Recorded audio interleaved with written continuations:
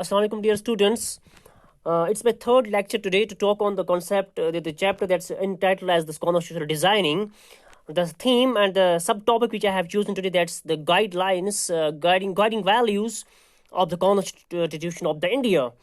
But before this, I'm going to talk on this guiding values of the Constitution of India. Let me summarize briefly what we have discussed among our two previous lectures. In lecture first, I was trying to define the concept of constitutional designing. In the lecture second, I tried to discuss the framing nature of the Constitution of India and the role of the M.L. Roy there for the formation of the raising the voice for the Constitution Assembly, and the structure of Constitutional Assembly was also discussed in detail.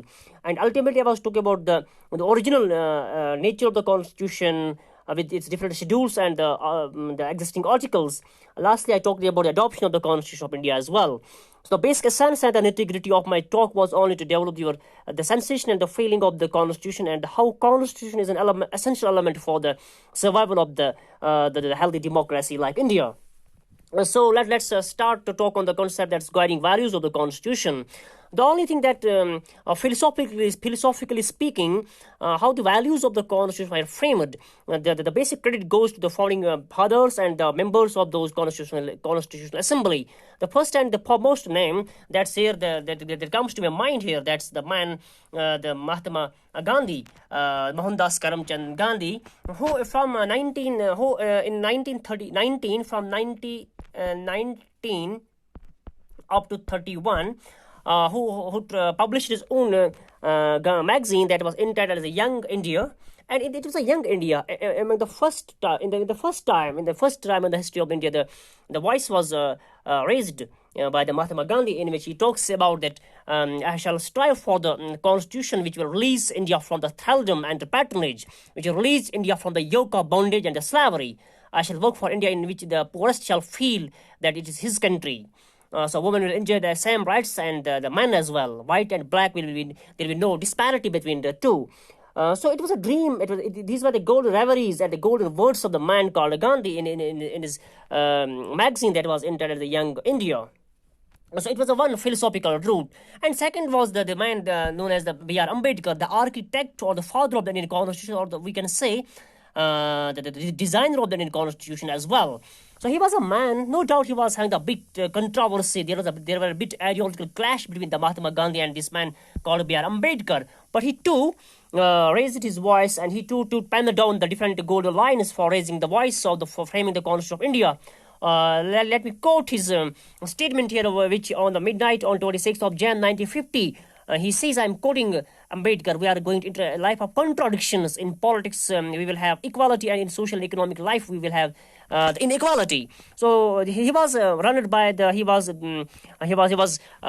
the different ideological tenets, that he was the man of this untouchability. He represents the untouchability, and that's why he talks about the persistently with the political equality. He also talks about the social and economic equality as well. Otherwise, it will add the disparity, and it will add the gaps. It will create a North Pole, South Pole like gap and a situation in the country that's known as India. So if we talk about the social justice, so the social economically one has to be strong. So this, but still, although there was a sort of tussle and a contrast between these two political leaders, but we must call that they became the founding stones and the cornerstones for the foundation of the constitution for the country. So they tried to develop the values among the people and among the writings as well. So dear students, after the B.R. Ambedkar's voice and the words, it was the last turn of this intellectual man called Jawaharlal Nehru. I recommend everyone to read his autobiography, this Discovery of India. The autobiography of this man called Jawaharlal Nehru, Discovery of India. So he gives his final speech to the Constitutional Assembly on midnight of 15 August 1947. The speech is entitled as The Tryst with the Destiny. Tryst with Destiny.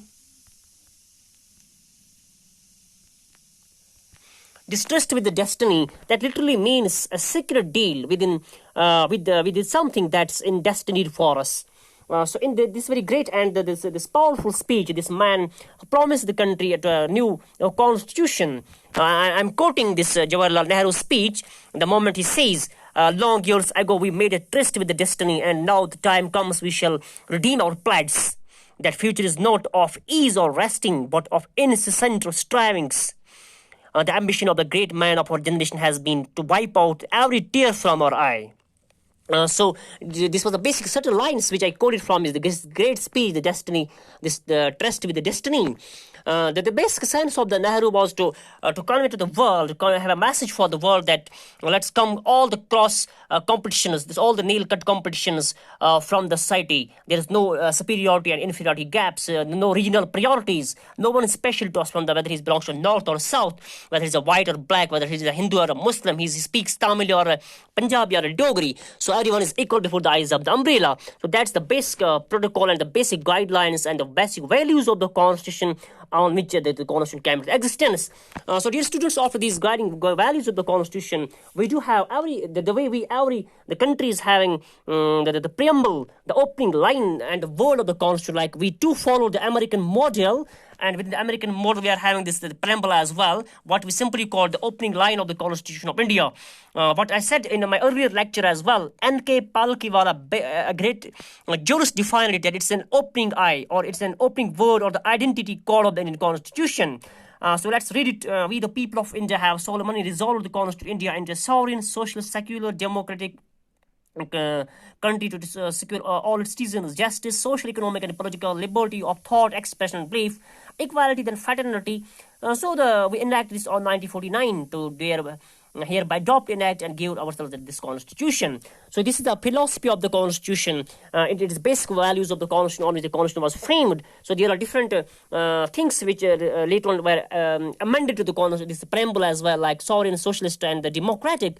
So within a coming lecture we are going to discuss all those items as well. But here let me recapitulate you people that these were the certain guidelines what this Nehru says, this Gandhi talks about, or Ambedkar talks about. These are the basic tenets or the philosophical tenets, I must call them, on which the Constitution of India is shaped, it is strengthened, and these were the values which guided the Constitutional Assembly from time and again. So let's meet again to discuss the different hallmarks and the features of the Constitution of India. Till then, take care and Allah Hafiz.